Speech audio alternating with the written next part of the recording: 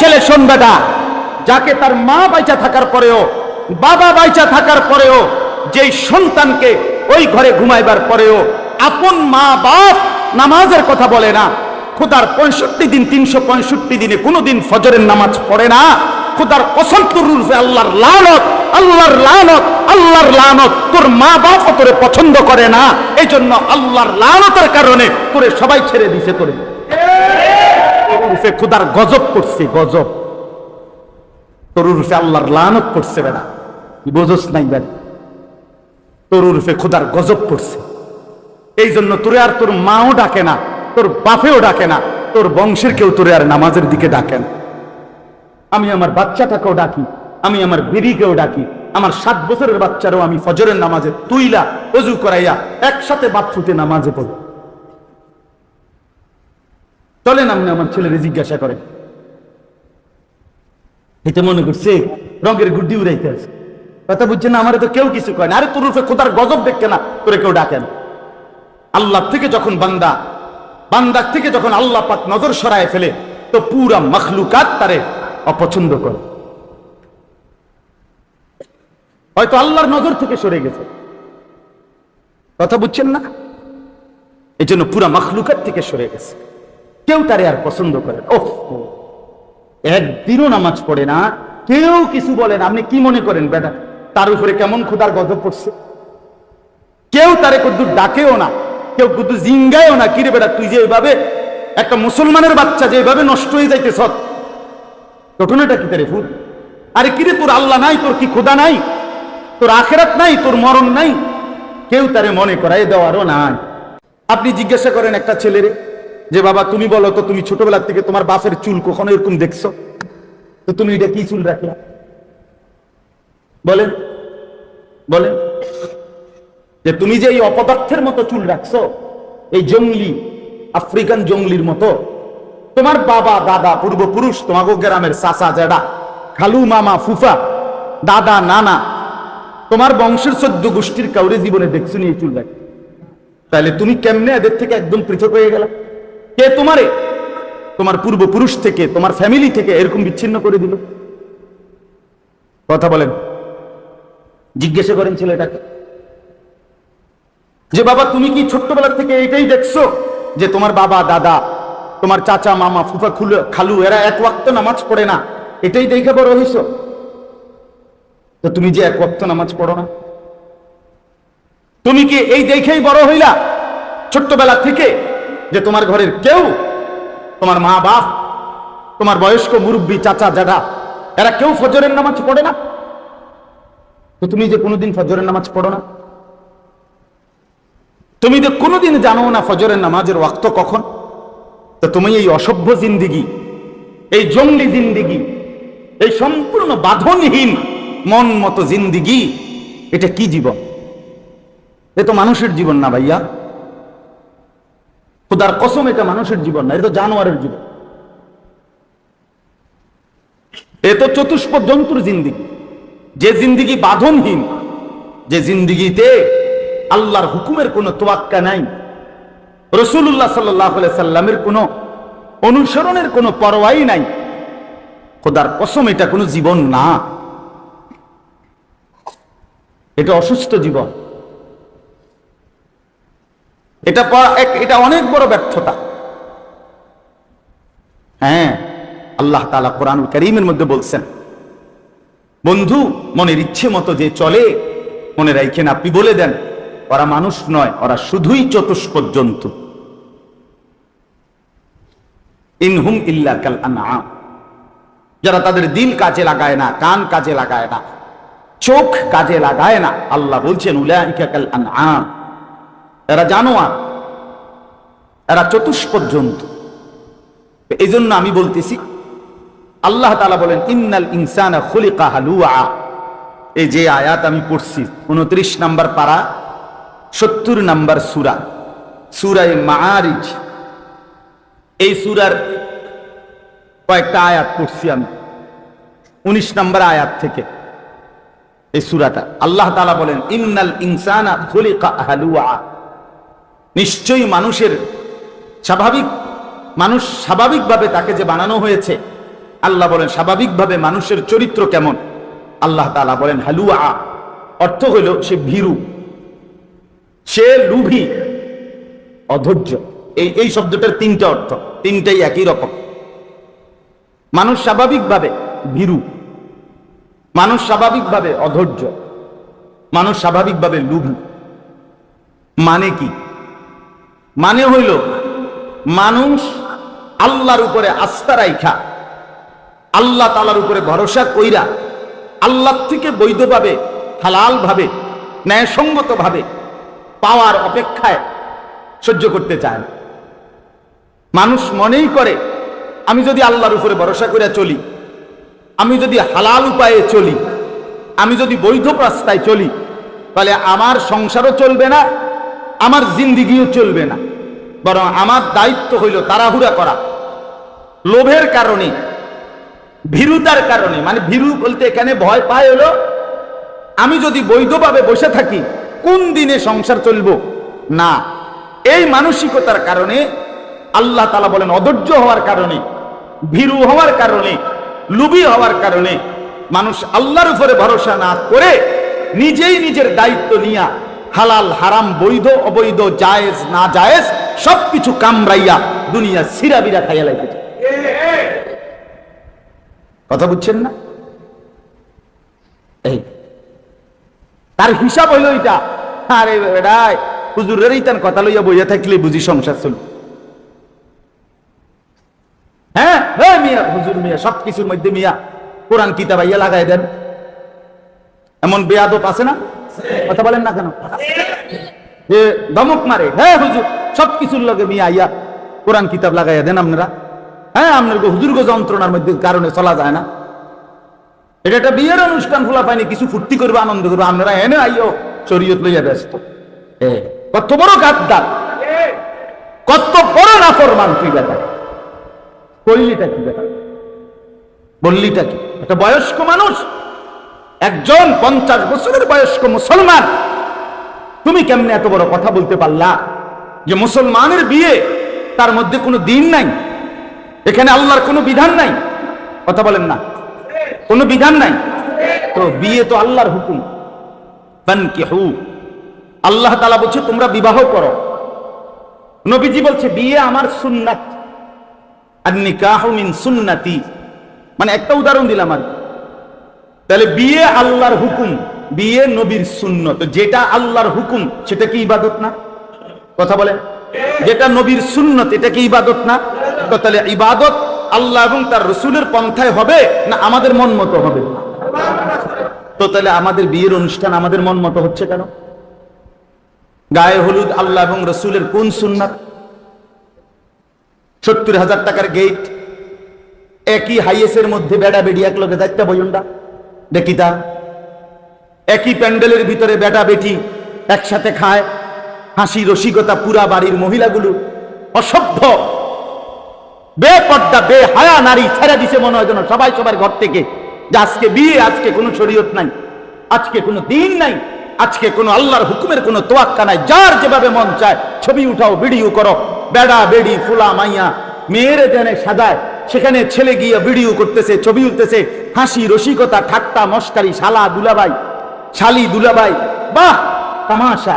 আর ওই বুড়া মিয়া, ওই ছেলের বাবা, মেয়ের বাবা, এই এরা ফিকির শুধু দৌড়াইতে আছে, বাতিনি কোনো শট খায়, গোস্তনি কোনো টান খায়, দইনি কোনো কষ্ট হইয়া যায়, সালাতনি না হয়ে শেষ হইয়া যায়। কারণ যেই পরিমাণ নাফরমান আল্লাহর নাফরমানি করতেছে, ভাত তো বেশি লাগবে, ভাত তো বেশি লাগবে। এই জন্য ওই লোকের ফিকির হইল বাত লইয়া, আর এখানে চলতেছে বদ্দিন। হায় রে মুসলমান, হায় রে মুসলমান। এই জন্য আল্লাহ তাআলা বলেন মানুষগুলো যদি স্বাভাবিকভাবে ছেড়ে দেয় তো তার স্বাভাবিক চরিত্র হইল ভীরু, লুভী, অধৈর্য, আল্লাহর উপরে ভরসা রাখতে চায় না, আল্লাহর উপরে নির্ভর হতে চায় না, নির্ভর হতে চায়। হুজুর আপনার গো কথা মতো টানা 2 মাস দোয়া করছি, কত কইছি আল্লাহরে, কত ডাকছি, শেষে বুঝি হইতো না। এই জন্য নিজের চিন্তা নিজেই করতে আছে, উনি বুঝছে যে আর হইতো না। এই জন্য আল্লাহরে বলে দিছে, আল্লাহ ছেলেটার বয়স হয়ে গেছে 18 বছর 20 বছর, এখনো যদি তারে আমি আপনার হাতে ছাইড়ার ভরসা করে ছাইড়া রাখি তাহলে ওই তো না। এই জন্য আমি চিন্তা করছি আপনার আর ঝামেলা না দিয়া আমি সুদে টাকা নিয়া কিস্তিতে টাকা নিয়া আমার ফুতা আমি মানুষ করি। কথা বুঝছেন না? হে আল্লাহরে এটা বলে নাই? আরে এই লোক কি আল্লাহকে এটাই তো বলছে যে আপনি কোনো পারতেন না, আপনার তো ঝামেলা শেষ নাই, আমি আমার ফুতের বিষয়টা দেখি। নাইলে আপনি কেমনে হারামের টাকা নিলেন বলেন? আপনি কিভাবে নিলেন? হারাম দিয়ে সন্তান মানুষ করে কেমনে? পায়খানা দিয়া মানুষের পবিত্র করে কেমনে? পেশাব দিয়া মানুষের গাও ধোয় কেমনে? কথা বলেন না কেন? কারো গায়ে যদি পেশাবের বালতি ঢাইলা দেয় তো তার গা তো শরীর তো পরিষ্কার হয়ে যাবে না? পায়খানা ঢাইলা দিলে তার শরীর তো পরিষ্কার হয়ে যাবে না? তো হারামের টাকা দিয়ে, সুদের টাকা দিয়া, কিস্তির টাকা দিয়া, ঘুষের টাকা দিয়া, ওজনে কম দিয়ে মিথ্যা বলে বাটপারি সিটারি করে কামাই করা, আরে মুসলমান সন্তান মানুষ হবে কেমনে? ফ্যামিলি মানুষ হবে কেমনে? এত বড় ধোঁকা যে তোমারে দিয়েছে তার নাম শয়তান ছাড়া আর কিচ্ছু হইতে পারে না। তোমারে শয়তানে ধোঁকা দিছে, শয়তানে তোমারে ইবলিসে ধোঁকা দিছে, শয়তান তোমারে বোকা বানায় দিছে। যে কামটা করলেন কি? আল্লাহর উপরে ভরসা ছেড়ে দিলেন। মোমেন তো প্রত্যাশা মতো আসুক বা না আসুক, আমার জীবনের যা চাহিদা আমি এটা পাই বা না পাই, আমার প্রত্যাশা মতো যা চাওয়া পাওয়া আমি এটা পাই কিংবা না পাই, উভয় অবস্থাতেই আমাকে ভরসা করতে হবে কার উপরে? আমি তো আমার আল্লাহ থেকে ছুটতে পারবো। 18 বছর যদি রোগে ফেলায় রাখছে তো আইয়ুব আলাইহিস সালাম আল্লাহকে ডাকছে। 70 বছর আগে সুখে ছিল তবু আল্লাহকে ডাকছে, সমান তালে ডাকছে। আইয়ুব আলাইহিস সালাম আমরা কিতাবে পড়ছি আল্লাহকে জিজ্ঞেস করছিলেন, রব্বুল আলামিন আপনি আমারে এই 12 বছর কিংবা 18 বছর রোগে যে ফেলে রাখলেন, আপনি এমনি কি লাভ হইছে? আপনার কত কইলে বালা ছিল। আইয়ুব নবী আল্লাহকে জিজ্ঞেস করছিল সুস্থ হওয়ার পর। আমি আরবি কিতাবে পড়ছি এটা। তো আল্লাহ তাআলা বললেন, আইয়ুব 70 বছর তুমি আমারে সুস্থ অবস্থায় ছিলা যখন আমারে খুব ডাকছো, আমি তোমার উপরে নারাজ না, তুমি আমার বন্দিগি আমার জিকির সবই ঠিক মতোই করছো, আমি নারাজ হয়ে তোমারে শাস্তি দেই নাই, বরং 12 বছর কিংবা 18 বছর তোমার যে রোগে ফেলে রাখলাম এই সময়ও তুমি আমারে সমান তালে ডাকছো, আমার বন্দিগি ছাড়ো নাই। তবে মজার বিষয় হলো আইয়ুব, আমি আল্লাহ আমার জাতের কসম করে বলি 70 বছর সুখের সময় তুমি যে আমারে ডাকছো তার চাইতে 12 বছর কিংবা 18 বছর দুঃখ মুসিবত আর রোগের মুহূর্তে যে তুমি আমারে ডাকছো, আমি আল্লাহর কাছে এই ডাক বেশি মজা লাগছে।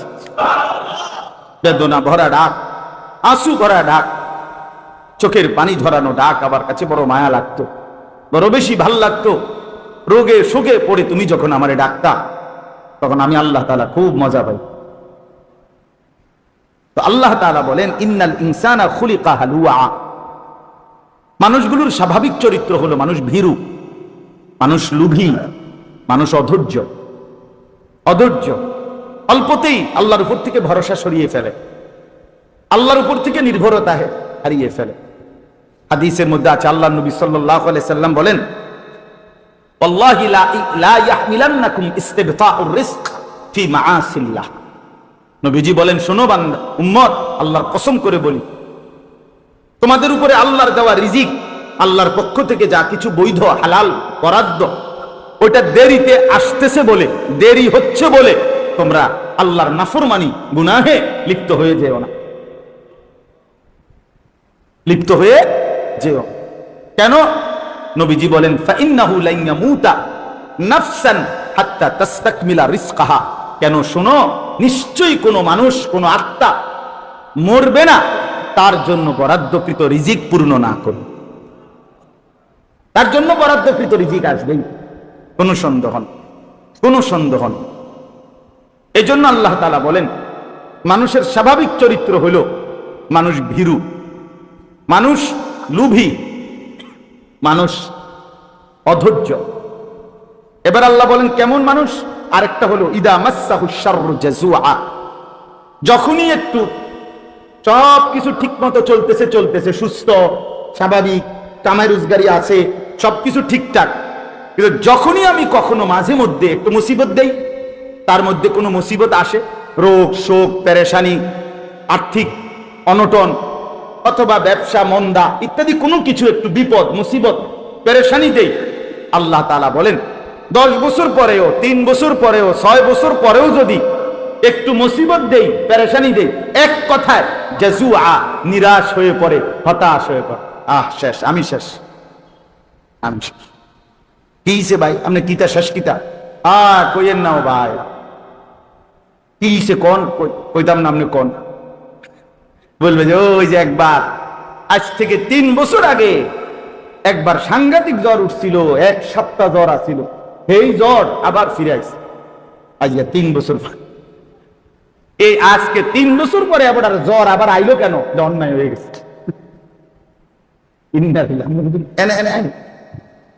এখানে আসে না, এনে বই আরাম, আমি তো দেখি নাই আপনাকে, এনে আসে নাকি চেয়ার দিবনি আলাদা? তো কি বললো?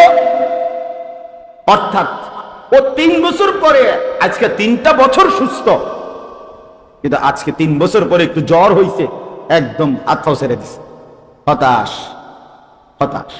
আজকে 6 বছর ব্যবসা সুন্দর চলতেছে, 6 বছর পরে আজকে 6 মাস বা 2 মাস হয়তো বেচা কেনা একটু কি হয়ে গেছে, কম হয়ে গেছে, আগের মতো হচ্ছে না। কেমন আছেন? নাই হুজুর, কইেন না, আগের এই ব্যবসা ওনার নাই, আগের ব্যবসা নাই। কোনটা নাই? মানে হতাশ, এই 6 দিনে হতাশ। অর্থাৎ আল্লাহ তাআলা বলেন, বান্দাকে আমি রাখি তো সুখে অনেক দিন, সামান্য যদি কখনো একটু ব্যথা, একটু দুর্দশা, একটু মুসিবত পেরেশানি দেই, তো কি হয়ে পড়ে? হতাশ হয়, হতাশ হয়, হতাশ। আপনারা, আমি আমার জন্য কল্পনা করি, আপনি আপনার জন্য কল্পনা করেন, বলেন আমাদের এই পর্যন্ত জীবনে প্রত্যেকের এই যে যে বয়সে আছি ভাইয়া, মাথা ব্যথা হইছে যতবার, মাথা সুস্থ স্বাভাবিক ছিল তার চাইতে বেশি না কম? এই হায়াতে পেটের ব্যথা হইছে, পেটে অসুখ হইছে যতবার, পেট সুস্থ স্বাভাবিক আছে তার চাইতে বেশি না কম? তাই আমার জীবনের দুঃখ কয়টা, আমাদের জীবনের পেরেশানি কতক্ষণ? আমরা তো সুখেই আছি বেশি, আমরা তো সুস্থই আছিলাম বেশি, আমরা তো স্বাভাবিকই আছি বেশি। কিন্তু এরপরেও আল্লাহ বলেন, বান্দা যখন আমি আল্লাহর বাঁধন থেকে মুক্ত হয়ে যায়, আমার রসুলের সুন্নাহ থেকে বঞ্চিত হয়, আল্লাহর ইবাদত বন্দিগি থেকে বিশ্বাস করেন, এটা জরুরি মনে রাখেন। মানুষ যখন আল্লাহর ইবাদত, আল্লাহর বন্দিগি, আল্লাহর দ্বীন মানা থেকে যখন আলগা থাকে, তখন মানুষের অবস্থা বাস্তবিকই এটা হয় যে সে তখন দুনিয়াটা ছিড়াবিরা কামড়াইয়া নিতে চায়, সে দেরি সহ্য করে না, অধৈর্য হইয়া থাকে। কারণ এত হুজুর এত কথা বললে হতো না, এত এ সমস্ত হালাল পন্থায় চললে হবে না, এখন দরকার আমার, এখন তাড়াতাড়ি দরকার। আর যখনই প্রত্যাশা মতো একটু হোঁচট খায়, হতাশ হয়ে পড়ে। আর আল্লাহ বলেন, ওয়া ইদা মাসসাহুল খায়রু মানুআ, তৃতীয় স্বভাব, যখন তার অবস্থা ভালো থাকে, সচ্ছলতা থাকে, প্রত্যাশা মতো সবকিছু হয়, মানুআ, তখন আমি আল্লাহর হক আদায় করতে কৃপণতা করি। আছে যাকাত দিতে বলবেন, মাতেরা আছে, হজ করতে বলবেন, আছে আল্লাহর হক আদায় করতে বলবেন, সুস্থ স্বাভাবিক নামাজ পড়তে বলবেন না, বন্দেগী করতে বলবেন না। আল্লাহ বলেন, যখন সচ্ছল রাখি, সুস্থ রাখি, কল্যাণে রাখি, স্বাভাবিক রাখি, মানুআ, তখন আমার হক আদায় করতে নিষেধ করে। সময় নাই, সময় নাই, নামাজের এখন আর টাইম নেই, চা বেচতে বেচতে নামাজের সময় নাই। হার এদের বুড়ারি অটো চালায় বেটা, তে বেটারও সময় নেই, বন বেচে, বুট বেচে, বাদাম বেচে, চটপুটি বেচে। হাই মুসলমান, এই নাফরমানো দিনের পর দিন একটা সেজদা দেয় না, একটা ওয়াক্ত নামাজ পড়ে, কারণ যে সুখে আছে, যে কথা বোঝেন নাই কথাটা, রোগ নাই, যে কোনো পেরেশানি নাই, এই কারণে ওয়া ইদা মাসসাহুল খায়রু মানুআ।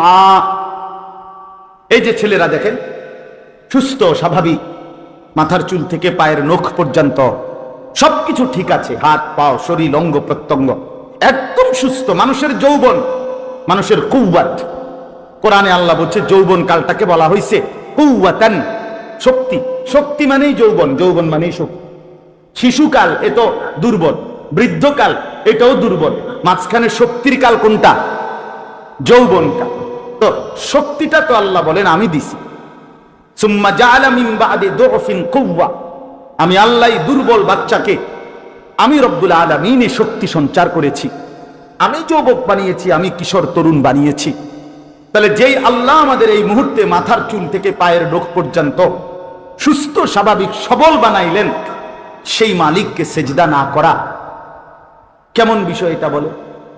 ছেলেগুলো দেখবেন স্বাভাবিক মানুষ, সুস্থ মানুষ, দিনের পর দিন একটা মোবাইল টিপতে টিপতে, বন্ধুদের আড্ডা দিতে দিতে, এক নারীর কল্পনা করতে করতে এই শাহওয়াতের রোগী, এই অবৈধ কামনা বাসনার রোগী, লজ্জাস্থানের চাহিদা, তার লজ্জাস্থানের যে যৌন চাহিদা, এই যৌন চাহিদার কারণে আল্লাহ ভুলে গেছে, আখিরাত ভুলে গেছে, নামাজ ভুলে গেছে, দুনিয়া ভুলে গেছে, বংশের ইজ্জত ভুলে গেছে, মা বাবা দেশ সমাজ জাতি সকলের সম্মানকে কোরবানি করে দিয়া, জবাই করে দিয়া এই জানোয়ারের মতো শুধু নারীর পিছনে আর ছবির পিছনে আর উলঙ্গ দৃশ্যের পিছনেই ছুটছে তো ছুটছে।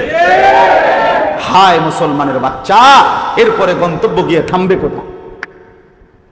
কত নারী দেখলে শখ মিটবে? কত ঘন্টা মোবাইলে উলঙ্গ ছবি দেখলে তৃপ্তি হবে? থামবে কোথায়? কতদিন পরে থামবে বলে?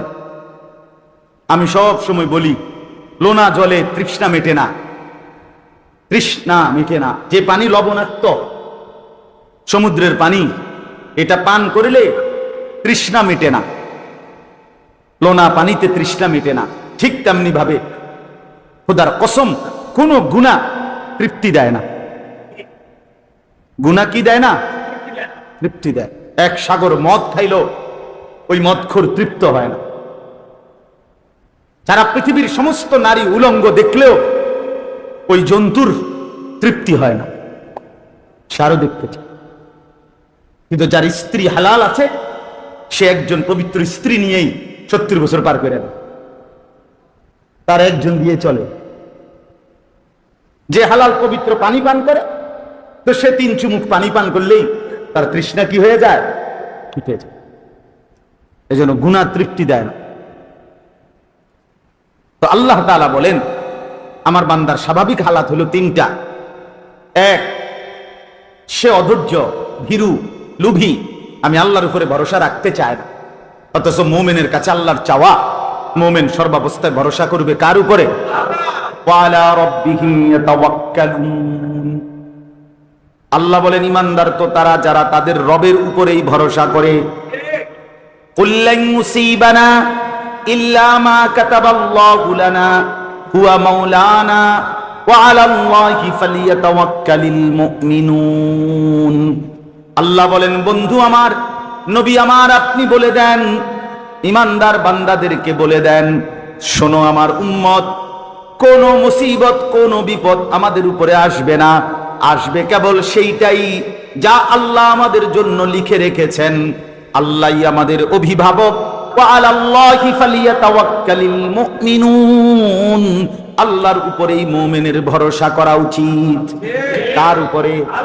আল্লাহর উপরেই, আল্লাহর উপরেই। এজন্য মুমিন মানে আল্লাহর উপরে ভরসা করবে। এই ভরসা আল্লাহর সাথে সম্পর্ক যার ছুটে যায়, আল্লাহকে যে ভুলে যায়, আল্লাহর বন্দিগি যে ছেড়ে দেয়, আল্লাহর গোলামি যে ভুলে যায়, আল্লাহর কোরআন থেকে সম্পর্ক যার বিচ্ছিন্ন হয়, সে কিন্তু কোনোভাবেই আল্লাহর উপরে ভরসা করতে পারে না। সে কোনোভাবেই হালালের দ্বারা চলে না। দেখে না, যার কোরআনের সাথে সম্পর্ক নাই, নামাজের সাথে সম্পর্ক নাই, আল্লাহর ইবাদতের সাথে সম্পর্ক নাই, খোদার কসম ওই নাফরমান সে অধৈর্য। সে পারে না দুনিয়া পুরোটা সিরা খেয়ে নেবে, যা পাবে সব তার দরকার। কারণ সে তো বৈধ অবৈধ তার কোনো পরোয়াই করে।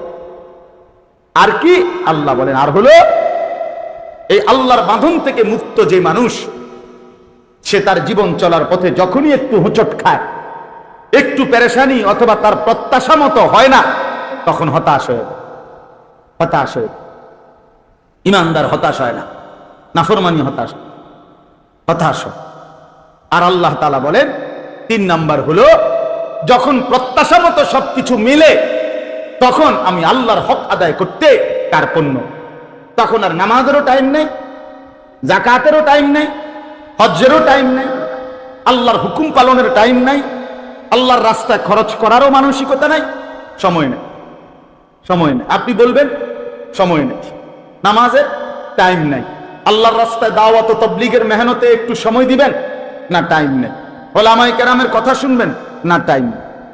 আমার জীবনে আমি কত দেখছি, কত সম্পদশালী ব্যক্তি দুনিয়া নিয়ে এত ব্যস্ত, ওই এরম মাহফিলে কত দেখছি জীবনে, আজকে এত বছরে আইয়া বক্তৃতা মারে, বক্তব্য দেয়, উনি বক্তৃতা দেয়, দিয়া 2-5 মিনিট বক্তব্যের মধ্যে বলে, হুজুররা যে সমস্ত কথা বলে, আমাদের উচিত এই সমস্ত কথাগুলোর উপরে আমল করা, এগুলো মেনে চললে আমাদের অনেক দুনিয়া আখিরাতের কল্যাণ হবে, আমাদের উচিত। তো আচ্ছা ঠিক আছে, আপনারা মনোযোগ দিয়ে শুনেন, আমার একটু ব্যস্ততা আছে, আমি একটু যেতে হচ্ছে। আরে মাতব্বর রে, আপনার একটু ব্যস্ততা আছে, আপনাকে যেতে হচ্ছে, আপনি কি আর কোনোদিন কবরে যাইতেন না? না, আপনি মরতেন না, আপনার আখিরাত লাগবে না, আপনার আখিরাত লাগবে না, বুঝেন না? আমাদেরকে বোকা মনে করে সাধারণ মানুষদেরকে, যে এই সমস্ত গুলো সাধারণ লোক, তো এরা মোল্লা মুন্সির কথা শুনুক, আমরা এগুলো শুনবার টাইম আছে না। আমি এই কয়েকবার বলছি এই কয়দিনে, যে বারবার উলামায়ে কেরামকে, মসজিদের খতিবকে, এই যখনই কোনো দুনিয়াদার সম্পদশালী ক্ষমতাওয়ালা, এরা বারবার উলামায়ে কেরামের জবানকে আটকায়া বারবারই বলতে চেষ্টা করে, হুজুর এই কথা বলবেন না, ওই কথা বলবেন না, রাজনীতির কথা বলবেন না, এটা বলবেন না, ওইটা বলবেন না। এই মানুষগুলো প্রতিবার উলামায়ে কেরামের কথা মুখ বন্ধ করে দেওয়ার কারণেই এই বদনসিবরা শুনতেও পায় নাই যে কোনটা হালাল, কোনটা হারাম, কোনটা উচিত, কোনটা অনুচিত। যদি উলামায়ে কেরামকে কোরআন সুন্নাহর আলোকে দেশ, জাতি, রাজনীতি, রাষ্ট্র, ক্ষমতা, সমস্ত ব্যক্তিবর্গের কথা, প্রত্যেকের ভালো মন্দ, দোষ ত্রুটি ধরে দেওয়ার সুযোগ দিত, আর শুনতো, গ্রহণ করার মানসিকতা থাকতো, তাইলে দুপুর 2:30 বাজে আর ভাগার দরকার হইতো না, তাইলে আর পাগল লাগতো না, ভাগার দরকার হইতো না। কণ্ঠরুদ্ধ করে দেওয়ার কারণে ভাগতে হয়েছে। হ্যাঁ, আপনাদের আমাদের ব্যক্তিগত জীবনেও যেমন আল্লাহর কথা শোনা দরকার, রাষ্ট্রীয় জীবনেও আল্লাহর কথা শোনা দরকার, দরকার না? কোন ঘরের মধ্যে যেমন আল্লাহর কথা কি এটা জানা দরকার, কোন রাষ্ট্রের মধ্যে তো আল্লাহর কথা কি সেটা শোনা দরকার। না, এটা কোন যেত না, মোল্লারা কইতে পারতেন না, এটা বলতে পারতেন না, ওটা বলতে পারতেন না, ওটা বলতে। একবার আমার এক মাহফিলে একবার কাগজে লিখে দিছে কি কি বলা যাবে না। এরপরে আমি বলছি উনারে, আঙ্কেল মনে কিছু নিয়েন না, যেগুলো লিখে দিছেন এগুলো ছাড়া কোরআন, ও নিচে এরপরে লিখছে কোরআন সুন্নাহর আলোকে কথা বলেন, এডি বাদে। তাই বলছি এইগুলো বাদে কোরআন সুন্নাহর আলোকে কথাগুলো কি সেটা একটা স্যাম্পল আপনি 10টা মিনিট আগে একটু নমুনা স্বরূপ আমারে বলেন, পরে আমি এটির ব্যাখ্যা করবো, আপনি কইয়া দেন। বুঝেন নাই কথা? আপনি বলেন তো, আমরা কি আর এগুলো জানি? তো আপনি এগুলো লিখছেন কেন? এই জীবনভর ফাইজলামি করতে করতে, মস্কারি করতে করতে এরপরে গিয়ে আটকায় গেছে। আর যখন আটকাইছে তখন আর কিচ্ছু নাই, নাই তো নাই, কিছুই না। আখাযনাহুম বাগতাতান ফাইদা হুম মুবলিসুন। আল্লাহ বলে, বান্দা আমার দুনিয়া পেয়ে যখন অহংকার শুরু করে, খোদার কসম, কোরআনের আয়াত, আল্লাহ বলেন হাত্তা ইযা ফারিহু বিমা উতু, আমি যখন কোন নাফরমানকে দুনিয়া দেই, দুনিয়া পেয়ে যখন সে খুশিতে অহংকার করে, তো আখাযনাহুম বাগতাতান, আমি হঠাৎ ধরে ফেলি, ফাইদা হুম মুবলিসুন, তখন একেবারে হতাশ হয়ে পড়ে। ফাকুতিয়া দাবিরুল কওমিল্লাযীনা যালামু, আল্লাহ বলেন আমি তখন জালেমের আমি তখন সীমা লঙ্ঘনকারীর লেজ সুদ্ধা গোড়া সুদ্ধা কেটে দেই। আলহামদুলিল্লাহি রাব্বিল আলামিন, আর সব প্রশংসা শুধুই আমি আল্লাহর। তার চলেন এবার তিনটা বিষয় তাহলে বুঝলেন। এক নাম্বার হলো মানুষের স্বাভাবিক তবিয়ত হলো মানুষ লোভী। দুই নাম্বার হলো মানুষের স্বাভাবিক তবিয়ত হলো মানুষ নিজের প্রত্যাশা মতো যখন কিছু না পায়, হোঁচট খায়, ধাক্কা খায় বা একটু বাধাগ্রস্ত হয় তো কি হয়ে পড়ে? হতাশ। আবার যখন প্রত্যাশা মতো চাহিদা মতো সব পায় তখন আল্লাহর হক আদায় করতে কি করে? কৃপণতা করে, ভুলে যায়। তো আল্লাহ তাআলা বলে এই মন্দ অভ্যাস থেকে বাঁচবে কারা? এই তিনটা দোষ নাইটা কথা বলেন না কেন? সবসময় বুঝি আমার চাহিদা মতো সবকিছু পূর্ণ হইতে হবে, আল্লাহ পাক এটা দিতে বাধ্য। আমি আজকে কমু বা বিরিয়ানি, আজ বিরিয়ানি হইতে হইব, আজকে কমু খিচুড়ি খিচুড়ি হইতে হইব নাকি? তা হ্যাঁ, বুঝেন না? তাইলে আল্লাহ তাআলা বলেন এই যে মন্দ অভ্যাস, যে ভীরু অথবা প্রত্যাশা মতো না পাইলে হতাশ অথবা চাহিদা মতো পাইলে আল্লাহর হুকুম পালনে কার্পণ্য, এই মন্দ অভ্যাস থেকে বাঁচবে কারা? বেঁচে থাকে কারা? আল্লাহ বলেন ইল্লাল মুসাল্লিন, পাক্কা নামাজি যারা। সুবহানাল্লাহ। আল্লাহ বলেন এই তিনটি মন্দ অভ্যাস থেকে বেঁচে থাকতে পারবে তারা যারা পাক্কা নামাজি। ইল্লাল মুসাল্লিন, আল্লাহর উপরে ভরসা হারিয়ে ভীরুতা কাপুরুষতা অথবা লুভির জিন্দিগি থেকে মুক্ত থাকবে তারা পাক্কা নামাজি যারা। প্রত্যাশা মতো যা পায় নাই হতাশ হয়ে না হয়ে আল্লাহর উপরেই ভরসা ধরে রাখা, এইরকম বন্দিগি এরকম জিন্দিগি হবে তাদের পাক্কা নামাজি যারা। আবার সব সময় যখন যা আল্লাহর ইচ্ছায় মিলে তাতে আল্লাহর হক আল্লাহর প্রাপ্য আদায় করবে তারা পাক্কা নামাজি যারা। কথা বুঝছেন? তাহলে নামাজি বান্দা যে পূর্ণ নামাজি যে সে উভয় অবস্থাতেই বুঝে যে আমাকে আমার চাহিদা মতো যদি মিলে তাইলেও আমার আল্লাহ, আমার চাহিদা মতো যদি নাও মেলে তাও আমার আল্লাহ। আমি আমার আল্লাহর উপর থেকে ভরসা হারিয়ে নির্ভরতা হারিয়ে আমি দুনিয়া নিজের দায়িত্বে নিয়ে নিজের সংসার পরিবার ঘর ফ্যামিলি ছেলে মেয়ে দেশ কোনো কিছুতেই আমি আমার সমাধান করতে পারবো না। পারবো। ওয়া ইয়াকা নাস্তাঈন, আল্লাহ বান্দাকে শিখাইছে বান্দা 5 ওয়াক্ত বলবা যে আল্লাহ আপনার কাছেই সাহায্য প্রার্থনা করি। তার কাছে এই নামাজির মধ্যে এই সিফাত আসে। নামাজির মধ্যে 20 বছর ধরে আমার সন্তান হয় না, তো এরপরও কি আল্লাহর উপর থেকে ভরসা ছেড়ে দেওয়ার কোনো সুযোগ আছে? তাহলে এটা মুমিন বুঝে, ইমানদার এটা বুঝে যে আমি যদি কোনোদিনও অভাব আমার দূর নাও হয় তারপরও আমি আল্লাহকে ছাড়বো না। আবার আমি যদি সুখেও থাকি তাইলেও আমি আল্লাহকে কি করব না? নবী সাল্লাল্লাহু আলাইহি ওয়াসাল্লামের হাদিসের মধ্যে আছে নবীজি আল্লাহর কাছে দোয়া করতেন, আল্লাহ আমি এমন একটা জিন্দেগি চাই, এক বেলা পেট ভরে খাবো, আপনার শুকর আদায় করব, আরেক বেলা উপাস থাকবো, আপনার জন্য ধৈর্য ধরব, আপনার জন্য সবর করব। কারণ হইল শুকর করলেও জান্নাত, সবর করলেও জান্নাত। বান্দা যদি পেয়ে শুকর করে তাইলে কি? জান্নাত। বান্দা যদি না পেয়ে সবর করে তাইলেও কি? জান্নাত। আল্লাহর থেকে তো ছেড়ে দেওয়ার সুযোগ নেই, আল্লাহর কাছ থেকে নিজেকে মুক্ত রাখার তো সুরত নাই ভাইয়া আমার বাপ। এই যে কয়জন মুসল্লি আমরা আজকে বসলাম, যে কয়জন নওজোয়ান ভাই বসলা ভাইয়া, এইখান থেকে স্পষ্ট হইল মানবীয় বদভ্যাস, মানুষের সৃষ্টিগত যে মন্দ অভ্যাস, এখান থেকে যদি কেউ মুক্তি পেতে চায় খোদার কসম আল্লাহ বলছে তাকে নামাজি হইতে হবে, নামাজি হইতে হবে, নামাজি হইতে হবে।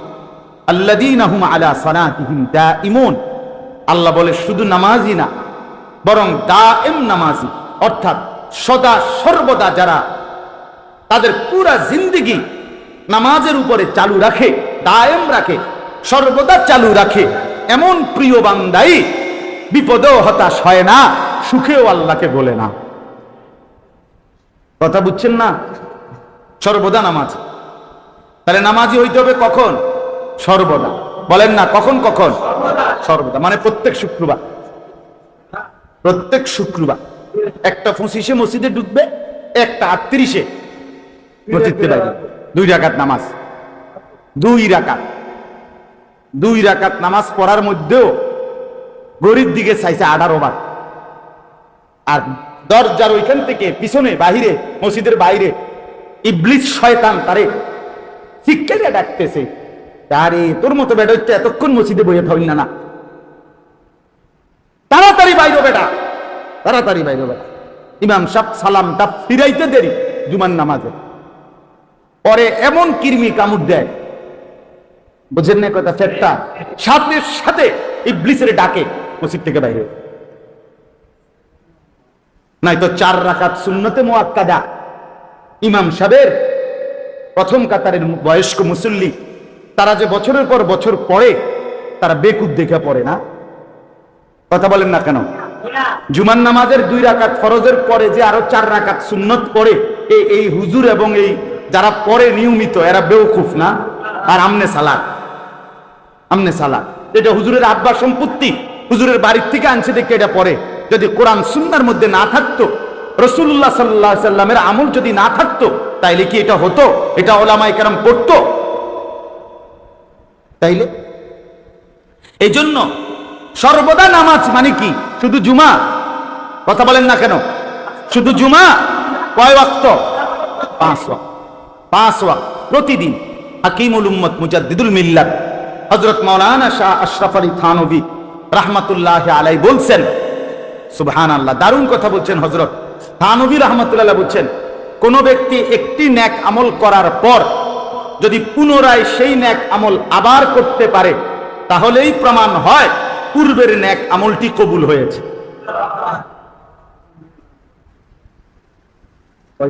আমি এখন এমনি শেষ করে দেব, ওই 45 আমার বয়ান শেষ।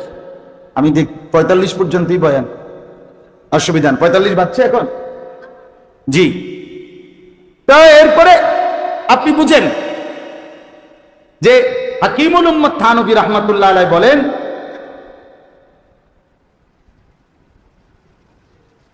আপনার থানভী রাহমাতুল্লাহ আলাইহি বলছেন, একটি আমল কবুল হওয়ার পরে এটার প্রমাণ যে আল্লাহ তাআলা তাকে পুনরায় ওই আমলটি করার তৌফিক দেন।